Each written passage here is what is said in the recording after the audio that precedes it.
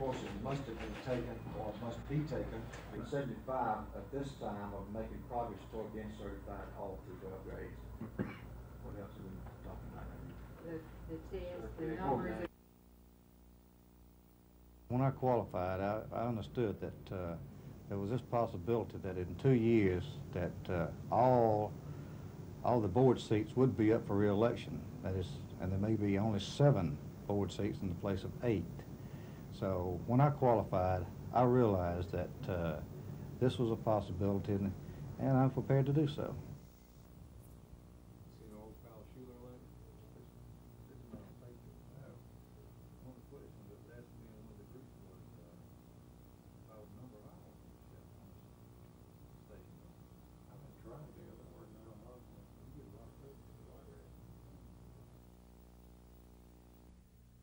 The county support is a basis also. And at the same time, to say that hospitals would be required to give. Mr. Chairman, how much did you lose? What was the cost? And we never really got an answer. So the cost. Well, let me ask you, what's the answer? How much money does 8 cents a pack of cigarettes yield? But we're going to look at all of these. Some numbers related to the medical needs program, which expands where we are right now. I feel that that'd be almost impossible to administer, and I do not think that an indigent fund on a statewide basis is the answer. How about an indigent fund county by county? We have a law now that requires that each county take care of their indigent patients. They are not doing it. They can't do it. They're unable to do it. I think we need to modify that law and to have the impetus of the beginning of the indigent care at the county level and not the state level.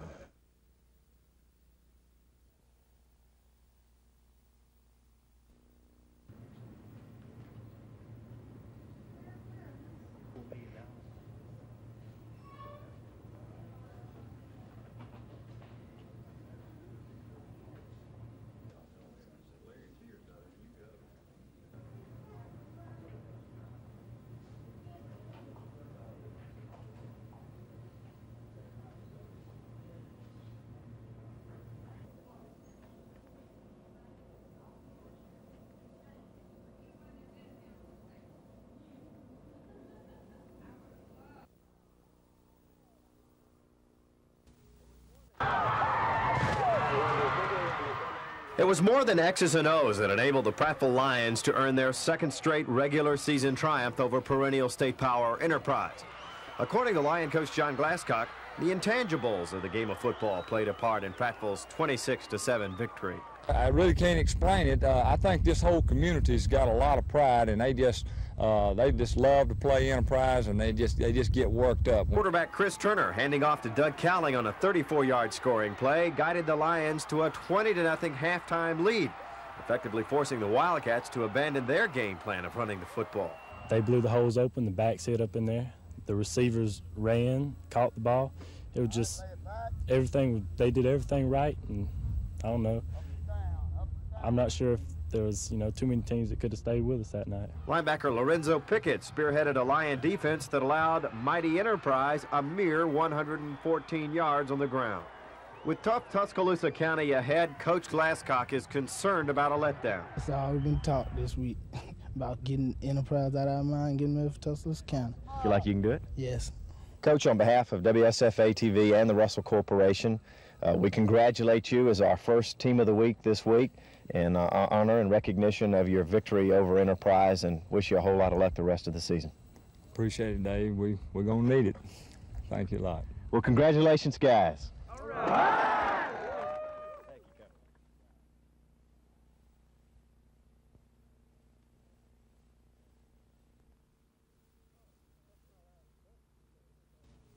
As many as 3? That's not out of the question, but it's, I think you probably stand a lot better chance of seeing 2, because 2 have gotten most of the work the last several days. Although I think Paul Fields will be ready to play, and I would feel comfortable with him in the game. But Mike has been the one that has performed in practice and in our scrimmages on the highest level, making the fewest number of mistakes, and that's the name of the game with the guy that's taking the snap every time. Vince Sutton is very close behind him. So with those 2 people, regardless of which one's in the game, we're gonna have complete confidence that they can move the football and score points for us.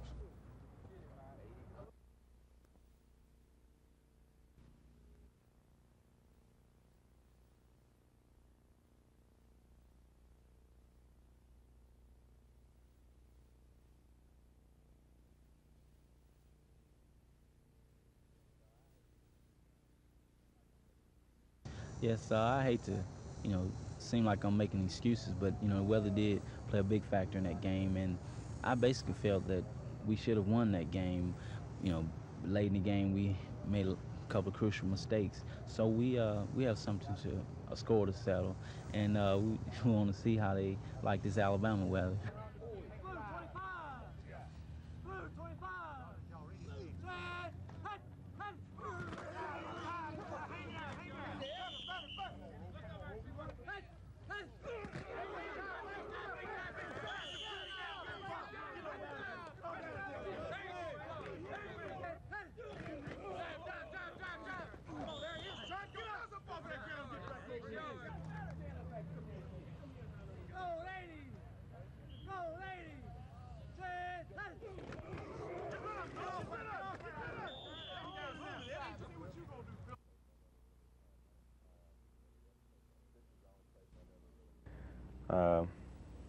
This is the only place I've ever really called home before, because every other place I've ever been was just, my father was stationed there in the Air Force, and this is where we always came back to. And, it's just great to have somewhere to come back and call home. And the whole thing that they're getting ready for me, I just couldn't believe when my parents told me that, so I had to make sure I was back for it.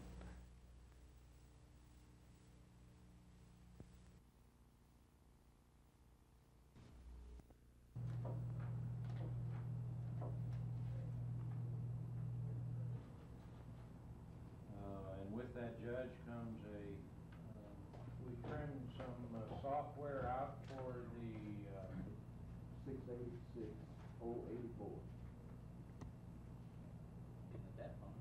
And that would involve reducing personnel. Information. More discussions, but I'm trying to brief you on where we are in the process now. This has been a tough.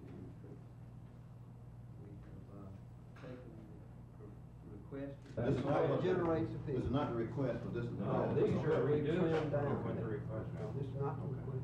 That's what generated these things. That's correct.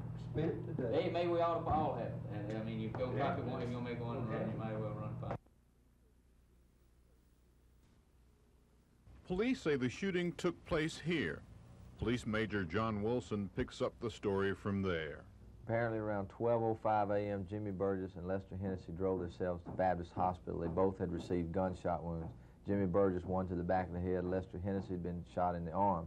Neither wanted to press charges. Apparently it occurred when they picked up two black males at the Crystal on Normbridge Road and drove them to the area of Fleming and Cleveland, and the shooting occurred there. You have any idea why these people were shot? We don't have any facts to back it up in the way of evidence or anything, but we are speculating that it may have occurred over a drug transaction. Authorities say the shooting victims have refused to give the names of the people who shot them. The case is still under investigation. This is Norman Lumpkin, WSFA TV News reporting.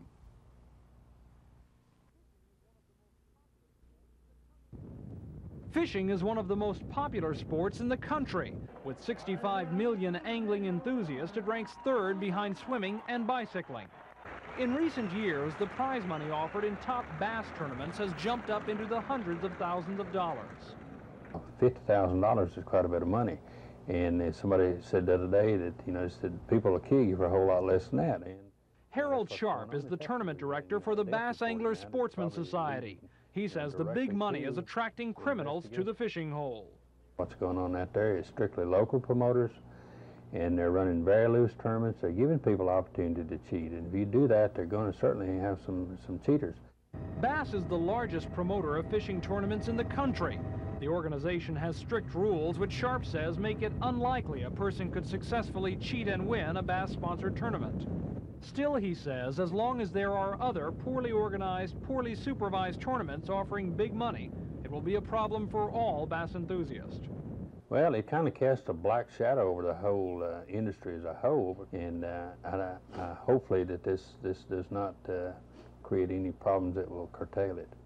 Bass officials hope that the scandal in Texas will ultimately be good for their business by scaring off potential cheaters in the future. Tom Foreman, WSFA TV News.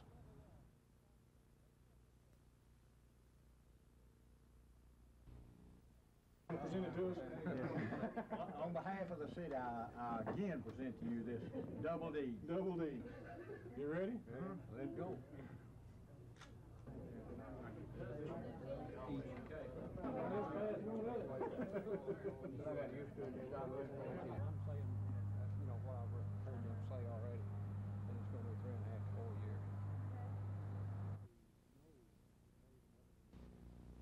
What we know is today the Veterans Administration says that Alabama is some 2,000 nursing home beds deficient for our veterans.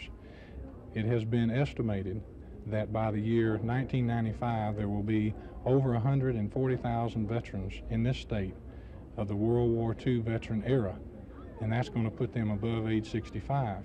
And with those kind of demands and the fact that all of our private nursing homes are full today, there has to be some other type of supplemental source of serving these veterans. Then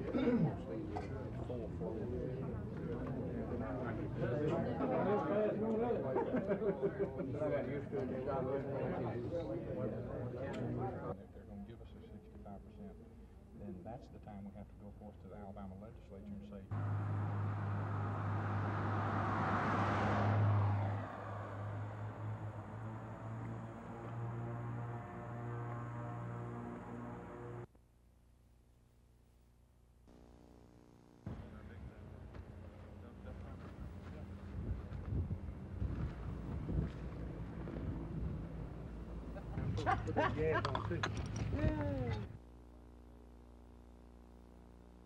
This that we're burning today is around $30,000 worth of drugs and beer and whiskey there. We've got approximately 70 to 100 pounds more down there that as soon as the case is disposed of, we're going to burn it also. You've been burnt one time, remember?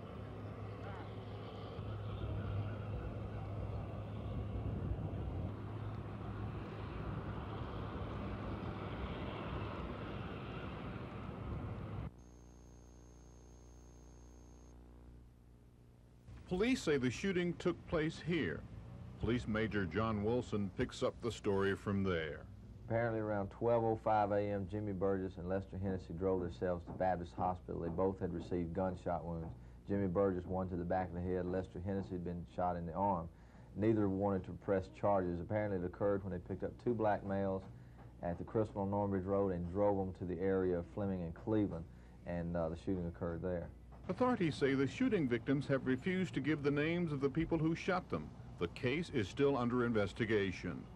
This is Norman Lumpkin, WSFA TV News reporting.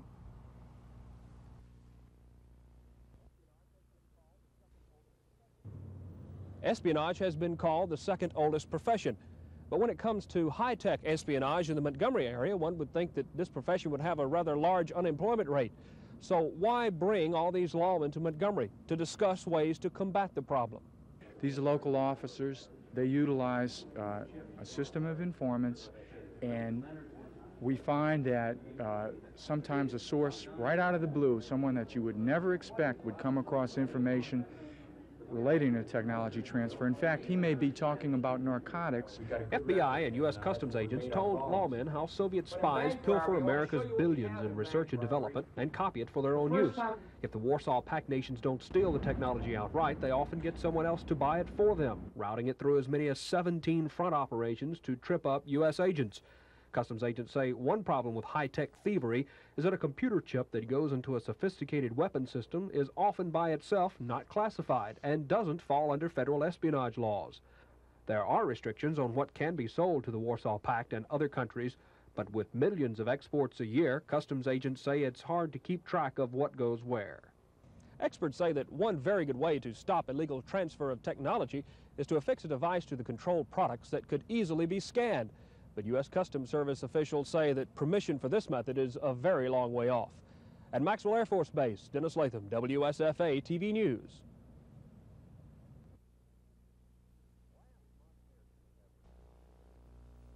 Last month, Mayor Kenneth Everett announced the city was considering changing its business license schedule.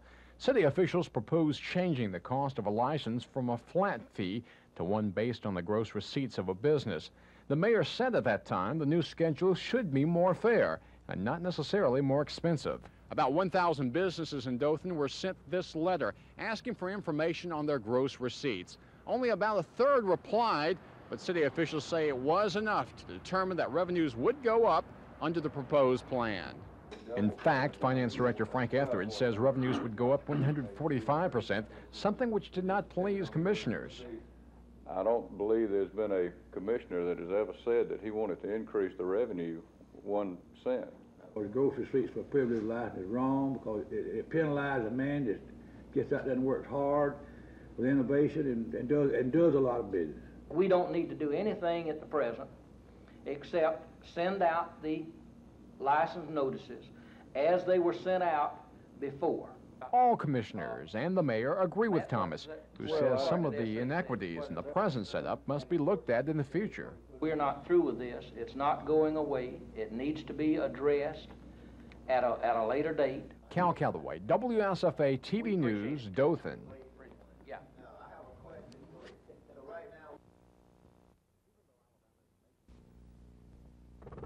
Even though Alabama is making millions from oil companies drilling within Alabama's 3-mile limit, Governor Wallace and the other coastal governors want a piece of the action in a second 3-mile federal zone. The Interior Department is offering Alabama just more than 16%, but after a meeting in Austin, Texas, the governors feel they can do better. Law is quite apparently on the side of the states in this issue. Governor Wallace's legal advisor, Ken Wallace, says 2 court cases in Texas and Louisiana ended with the states winning 50%. While the executive officers feel they too could walk away from court with similar victories, they'd rather ask the Reagan administration to simply agree to 50% and stay out of court. Executive settlement action is preferred over legislative action. First of all, it's an immediate settlement. Legislatively, it would take quite some time. The governors will meet with Interior Secretary Clark in the next 2 weeks and intend on using the 2 court cases, the congressional delegations of all 7 states, and the upcoming presidential election as leverage. I would have to think that the dollars are the motivating factor. It's important to them. They're using it right now to show that the federal debt is less than it actually is. And the stakes are large. The estimated value of offshore oil in the second 3-mile limits of the states involved is in excess of $75 billion over the next several decades. And with that size prize, every percentage point means millions. Chris Grimshaw, WSFA TV News.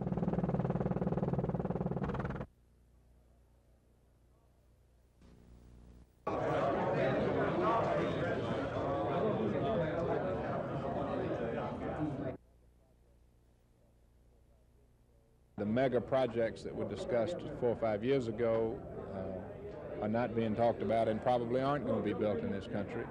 And on the world construction market, the Saudi Arabian people have essentially built their infrastructure and built their country, and those large projects are a thing of the past now.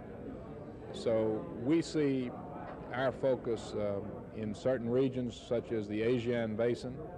We see we have had an increased focus on the domestic market.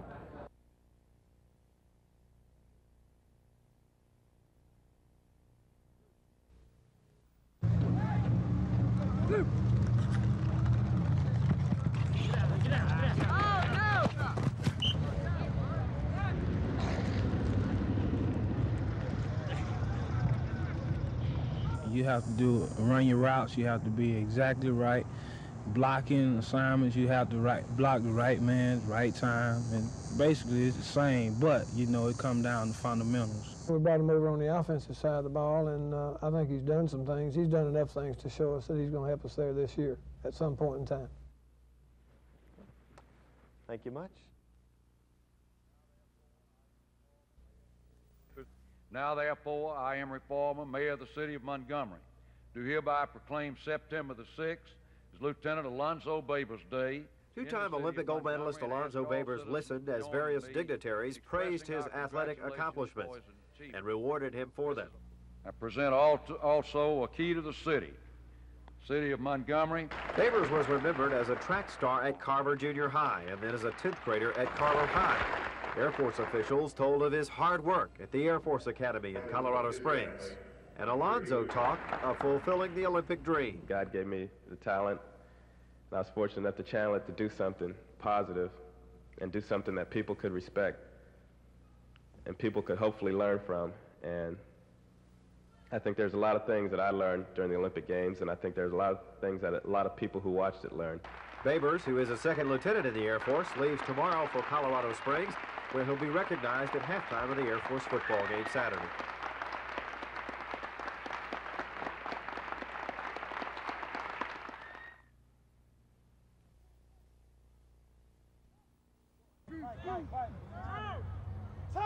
Florida, having just lost a close one to Miami, faces another good throwing team. LSU's Jeff Wickersham is probably the best in the SEC, having thrown for over 2,000 yards last year. But with the return of runners Gary James and Hilliard Dalton, known in Bengal land as the Dalton-James Gang, Wickersham says the Tigers may just turn into a running team this year. Well, I think we'll see a little more run than we did last year. Hopefully we'll get the running game going a little better. And if we do that, I think it'll open up the pass a lot more for us, too. I'd say around 60-40, 70-30. Meanwhile, Florida linebacker Mark Korf thinks Florida's experienced offensive line and their wealth of running backs will control the football and take a lot of pressure off the Gator defense. I think we're going to utilize the offensive line a lot more. You know, they're a big strong point for the, our defense, our offensive team, and I think we're going to keep the ball and we'll be able to control the ball a lot more, using their strength.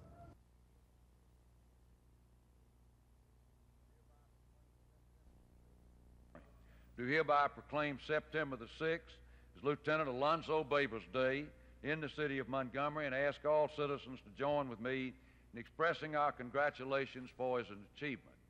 This is a fine young man. We are proud to claim him as our own.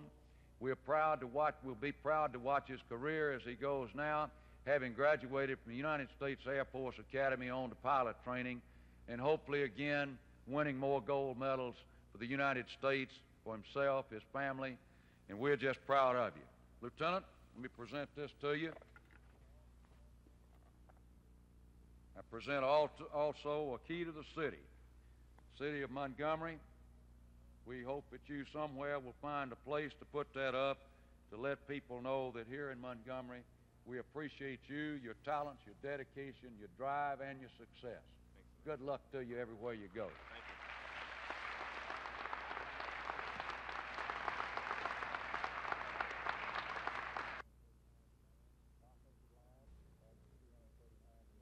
Offensive line averages 230 pounds a man. Defensive line is 250. They're blessed with a lot of quickness. And they've got about 3 or 4 boys that are considered to be major college prospects. Well, if enthusiasm is in any indication, certainly your team looks like it's ready to play. Well, it's been a long month of August, and our boys think they're ready. The coaches don't ever think you're ready, but boys always think they do. But it'll be interesting to see how we stack up against Johnson.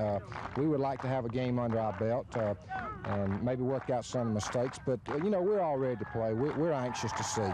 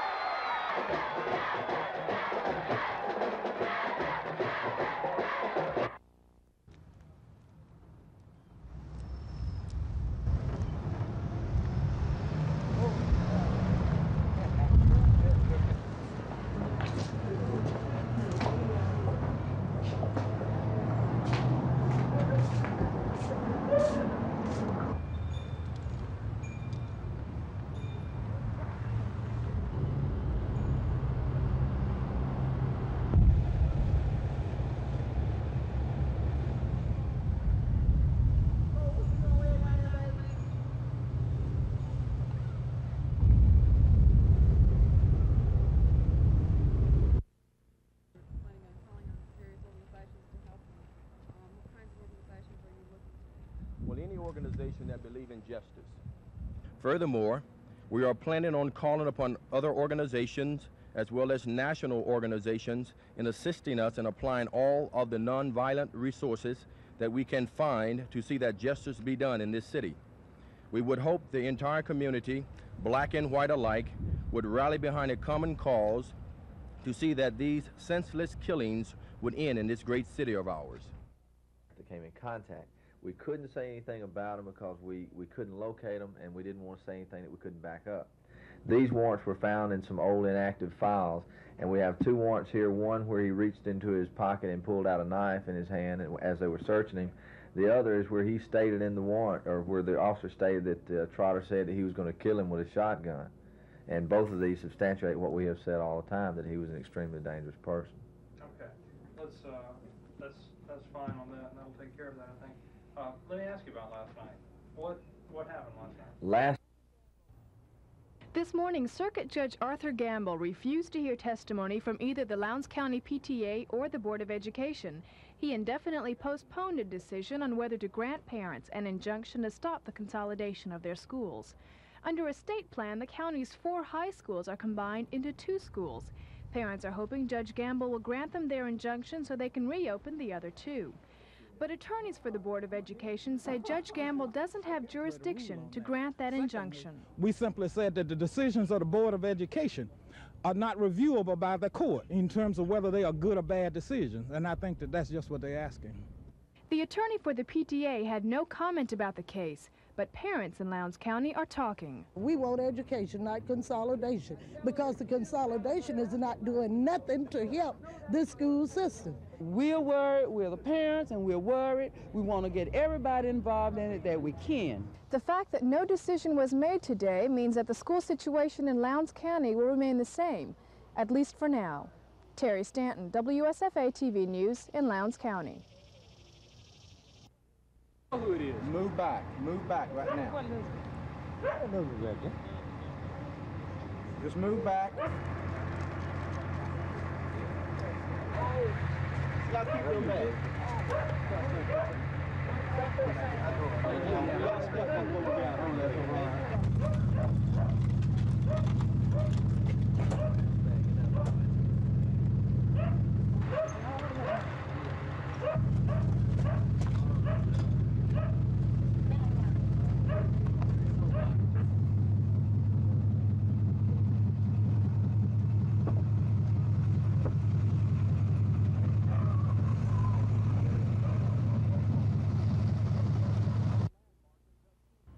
Andrew Hospital is a landmark in Tuskegee. The 71-year-old building has been around since times when black people couldn't get medical attention anywhere else. But for almost 15 years, the school has been losing money on the hospital, recently to the tune of $700,000 a year. Then this spring, the school announced it could afford the loss no longer. There was a long period of deep uncertainty and real anxiety. Because certainly on my part, because I knew that this community simply could not survive without a hospital, so it became... But today, Tuskegee Institute President Dr. Benjamin Payton announced good news. The doctors who work in the hospital have organized a group called the Physicians Coalition of Macon County, and they're going to start renting the hospital themselves. Dr. Robert Williams leads the coalition. If we can make the hospital break even and be in a position to buy new supplies, new equipment for us, to hire expert personnel, this is what we are looking for. While the hospital is not out of the economic woods yet, its financial condition is expected to improve soon. After all, the doctors say it is their own jobs they're fighting to protect, as well as the health of their patients. Tom Foreman, WSFA TV News in Tuskegee. Other than no, I don't blame you. Yeah, I really do.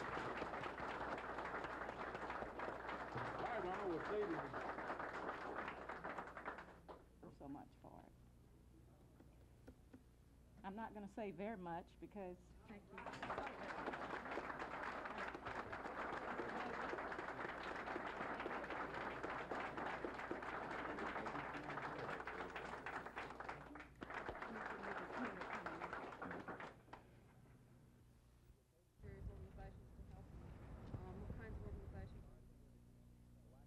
We would hope the entire community, black and white alike, would rally behind a common cause to see that these senseless killings would end in this great city of ours.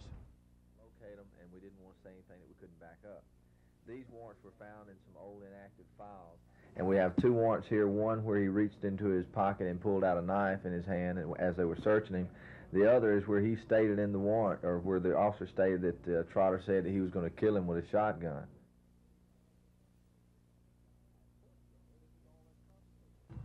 As forts go, it isn't all that complicated. A bunch of poles stood upright in a trench.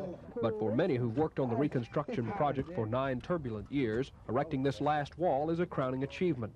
The French braved the wilderness of the early 1700s to build 2 forts. They utilized Indian labor and reportedly used a substantial part of the budget for the entire Louisiana Territory in construction. These latter-day frontier fort builders don't have 1,000 Indians to help them, but they do have a ditch witch, creosote poles, and heavy machinery. The structures used by the French will also be recreated within the fort's walls.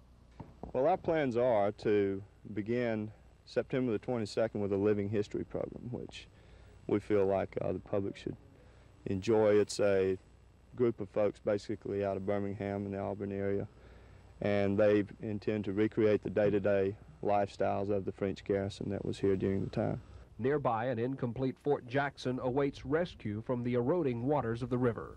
The folks here at Fort Toulouse-Jackson hope to make a real big impression on the general public when they officially dedicate the reconstructed French fort later this month. And they hope that big impression will turn into a big appropriation from the government to continue their restoration work here. Dennis Latham, WSFA TV News at Fort Toulouse-Jackson.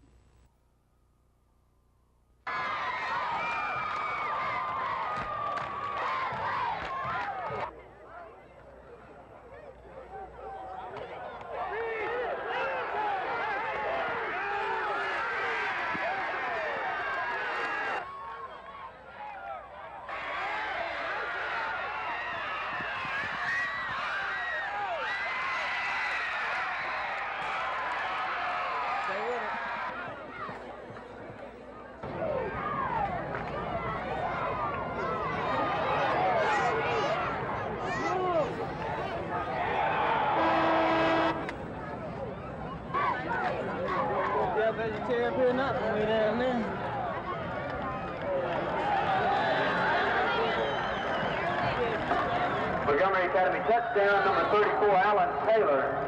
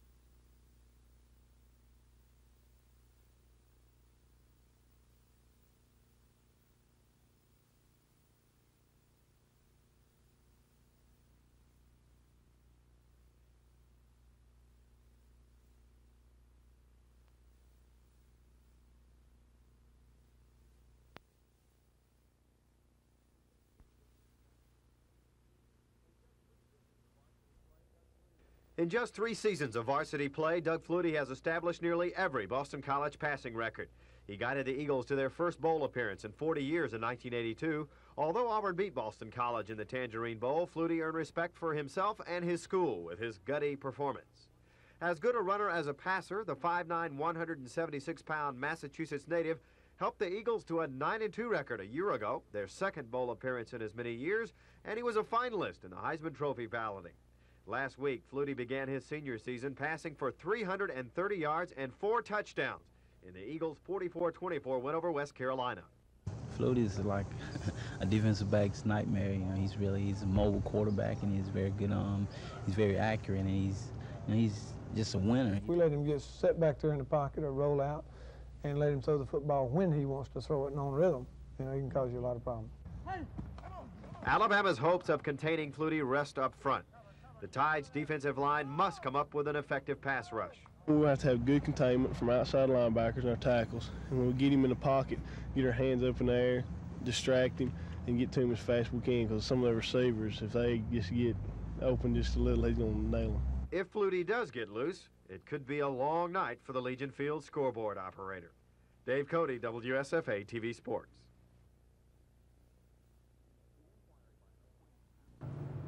The inquiry by an appointed panel of finance and budget office officials started when news leaked of possible cutbacks next year in services from the department. Governor Wallace immediately reacted by saying there would be no cutbacks. But P&S Commissioner Leon Frazier qualified his statements by saying the proposed cutbacks were only a working paper of a worst-case scenario, a scenario which claimed the department could run $24 million short. The panel started its work simply to determine if any shortage might occur and how to keep services intact.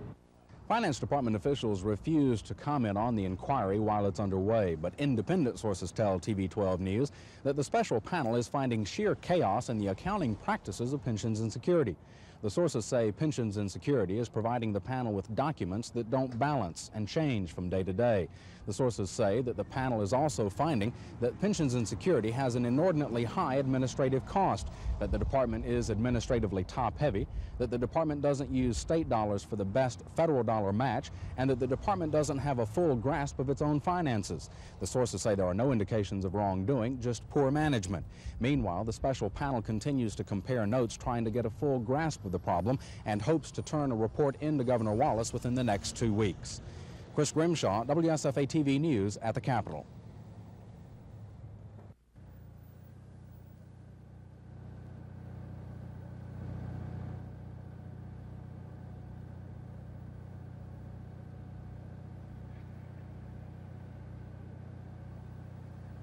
Well, we're really looking at the Greyhounds' performance as it will relate to how they're going to run once we start the betting races, and we're getting the information together that will go in the program.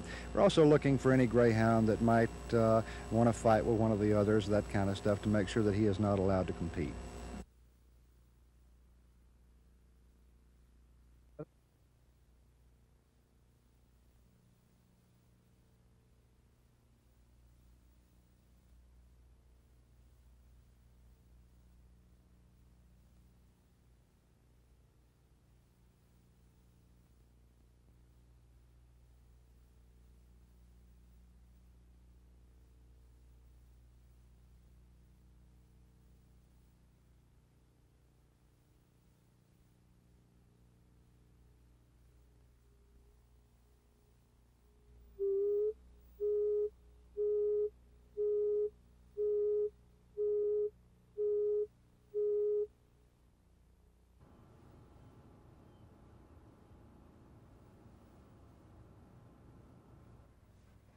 Look here. Miss Anna, you can transfer that call for me?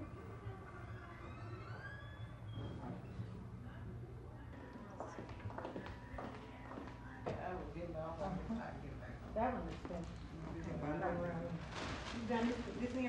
I think we had gone along nonchalantly too long, depending on Tuskegee Institute or other places to provide a hospital and manage the hospital and just allow us to come in and put patients and take care of patients. I think it was a rude awakening, and it's a good thing for us.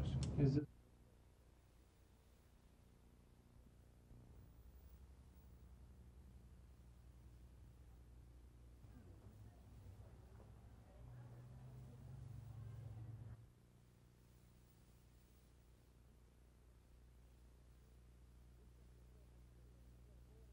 We simply said that the decisions of the Board of Education are not reviewable by the court in terms of whether they are good or bad decisions, and I think that that's just what they're asking.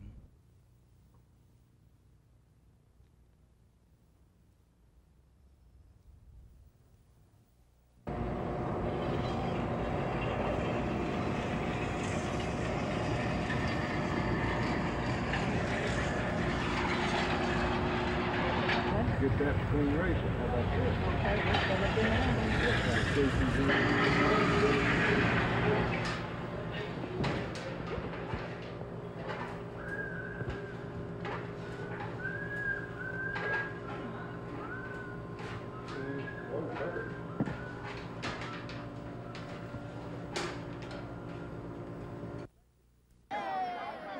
From Eclectic this evening, it's the Stanhope Elmore Mustangs and the Eclectic Panthers. Good defense and turnovers marked the first half as we had no score at halftime. Sophomore Robert Purter carries the ball for the Panthers and makes the first down for Eclectic. The only score would come late tonight as Stanhope Elmore wins over Eclectic the final 6-0. In Tallahassee from J.E. Hot O'Brien Field, the hometown Tigers and the Hanley Tigers we pick up action in the second half with the score 21-7 in favor of Hanley. The main ball carrier for the evening at Tallahassee, number 47, Solomon Rivers. The senior scored the first points for Tallahassee and was good as well on this play for the Tigers. Rivers had scored earlier tonight from 58 yards out. And with just over 8 minutes to go in the third quarter, Tallahassee had cut Hanley's lead 21-14. Jim Jackson, WSFA TV Sports.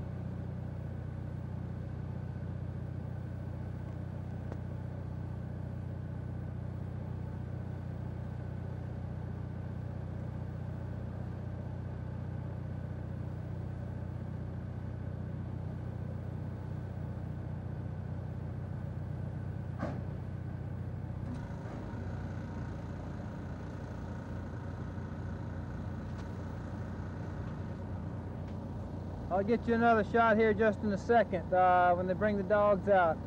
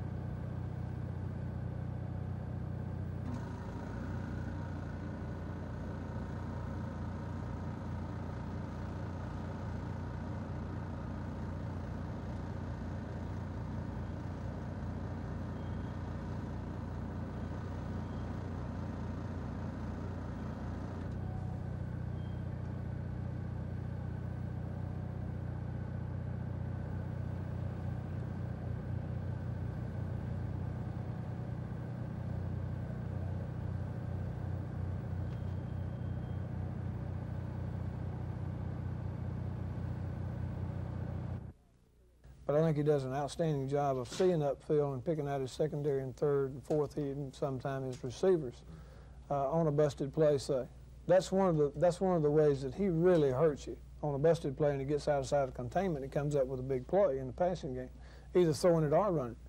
But I think the big key to Doug Flutie is to trying to slow him down. I don't think you stop a player like Doug Flutie, not as great as he is. But a big key for us is going to be to get pressure up the middle on him and keep containment on the outside.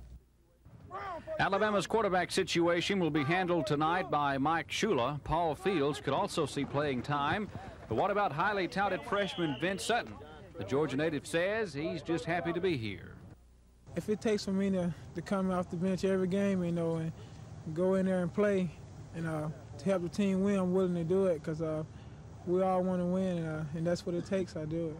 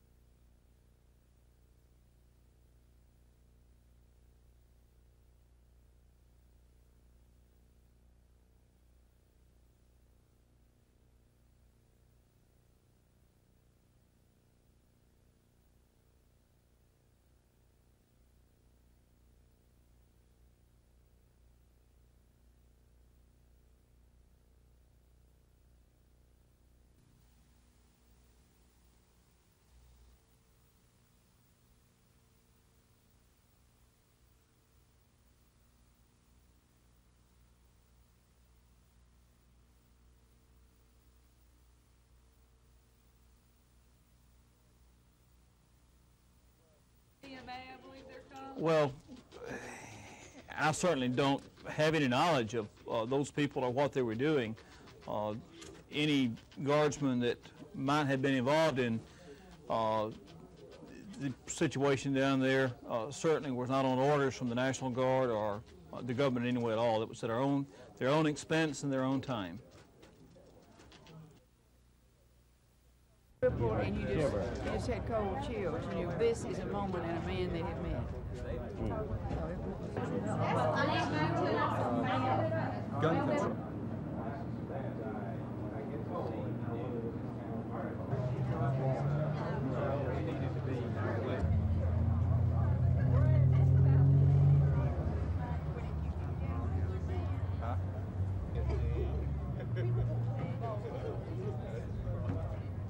To the Alabama citizens, one, a committed conservative leadership position. I'm willing to be a leader and not sit back and wait, not use a wet finger philosophy. And I believe that I will be supportive, my record indicates I will be supportive of Ronald Reagan. Reagan needs help. He cannot do it by himself. The people in Alabama won't. Inspectors were out early this morning canvassing Prattville neighborhoods, looking for pets without rabies vaccinations and pet owners without proper verification of having their pets treated for the disease. In just 4 days, inspectors in Autauga County alone have issued some 300 citations to pet owners who have not had their pets vaccinated. Officials estimate that of the county's 11,200 dogs and cats, at least 60% need the rabies shots. We're trying to place a buffer between the wildlife and the owner of the pets and their neighbors. What we want to try and do is get every animal vaccinated, and therefore they're protected, they're immunized, and when they come in contact or they're exposed to the animal that has rabies, and they have a greater ability to ward off the disease. Veterinarians have offered to immunize pets for a reduced fee if pet owners would only take the time to bring their pets in for the treatment. And for those who do not, the $10 citation fee, $8 rabies shots, and up to $100 fine prove to be quite a reminder for next year. But Smith says pet owners must remember yearly rabies shots are not just a good idea. By state law, every cat and dog 3 months of age or older must have a vaccination. So that's a state law, first of all. But it would be very easy for a cat or dog to go outside and, well, we had a rabid bat in this area about 4 weeks ago. The yard that the bat fell in, it could have fell in anywhere in Prattville, and the dog cat goes outside of the bathroom, they could become exposed to that bat without the owner ever even knowing about it. Dean Argo, WSFA TV News, Prattville.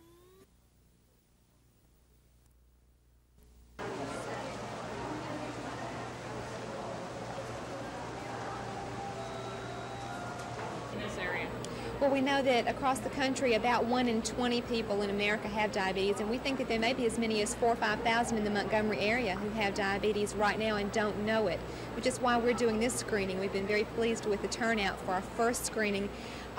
Education is the primary goal, and that's what we're trying to do. Let people know what the risk factors for diabetes are so that they can be aware if they develop them and point them out to their doctor. Thank you.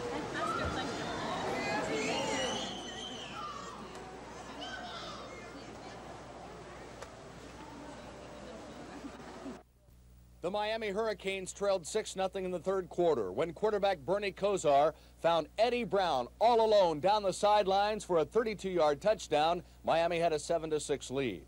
Michigan got a great effort by their running back Rob Perryman. Here, cutting to the outside, Perryman picks up 24 yards down into Hurricane territory. And then later, Perryman, who rushed for 3 touchdowns, takes it the final 3 yards to make it 12-7 Michigan. From there, we go to the fourth quarter. Bernie Kosar trying to get Miami the lead back. But his pass here will be intercepted by defensive lineman Mike Hammerstein. The lineman returns it to the 24, setting up another Michigan score. The Hurricanes didn't give up, trailing 19-7 on 4th down. Kosar rolls to his left and fires downfield for Stanley Shakespeare. A 45-yard touchdown made it 19-14. But late in the game, Kosar throws into trouble again. Rodney Lyles picks the ball off. Lyles with 3 interceptions on the day as Michigan goes on to down Miami, 22-14. This is Scott Clark reporting for NBC News.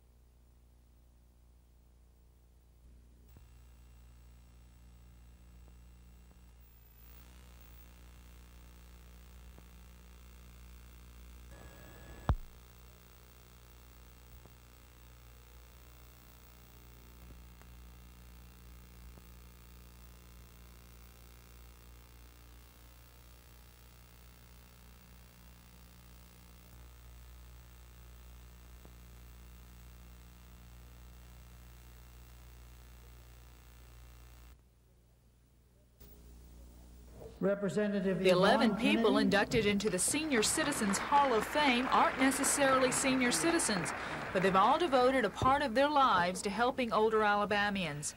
The inductees were selected by a committee appointed by Governor Wallace last year. Among the ranks of the first Hall of Famers are religious leaders, citizens who pioneered programs for the elderly, and politicians. Your governor reminds you, the Honorable George C. Wallace, we present you the first.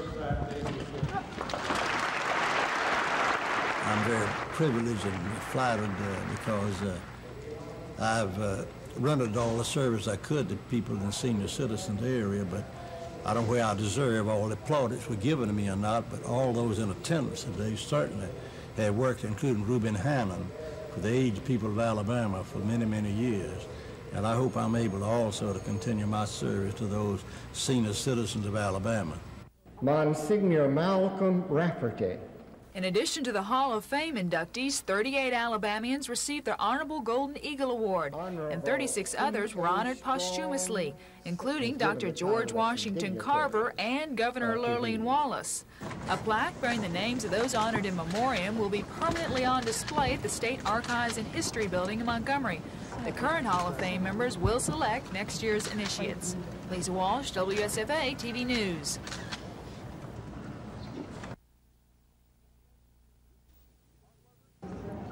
Art lovers, this year's exhibit is for you. 114 artists have placed 158 pieces of themselves on display at the First Alabama Bank building downtown, and these artworks can be purchased or just enjoyed.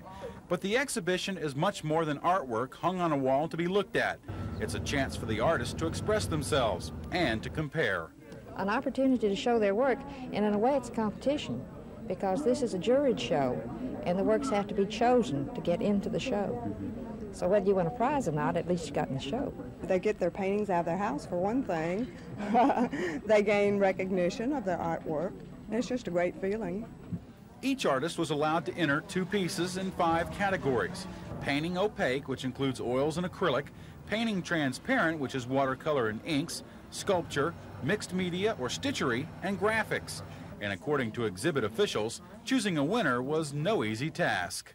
Montgomery is very talented, and we have artists with varied abilities. You can see abstract or representational or impressionistic or graphics or just about anything you might like. And if you're an art lover of the collector persuasion, you're in luck also. The exhibits can be purchased when the show ends. If you just want to enjoy Montgomery artwork, the Montgomery Art Guild will continue to display the works until September 21st. Dean Argo, WSFA TV News.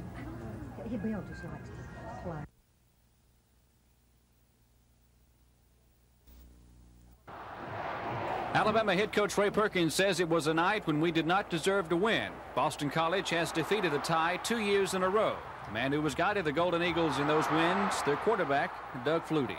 I got my head together. They played well. They played safe. They disguised coverages fairly well, took us out of some checks. But we've got a very good pass offense. And sometimes when you go against a good pass offense, you just have to sit and wait for breaks. Head coach Jack McNeil called the turning point in the ball game, the opening kickoff in the second half. Alabama had won the coin toss to start the game, but elected to kick rather than receive. Kerry Good raced 99 yards into the end zone for the touchdown.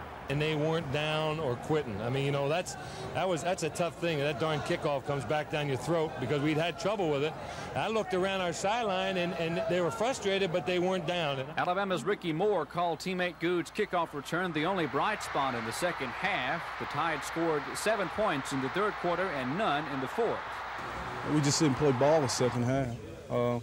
We died down tremendously, and we didn't go out and play like we played in the first 2 quarters, which I thought we dominated them. Starting quarterback Mike Shula's longest completion on the night was his 18-yard scoring pass to Good in the second quarter. He hopes for many more. But what about next week in Georgia Tech? We got to have that killer instinct, and we got to be able to put teams away when we're ahead. And we didn't do that. And it's something that we got to learn from, and it's something that we have to do in order for us to win in the future.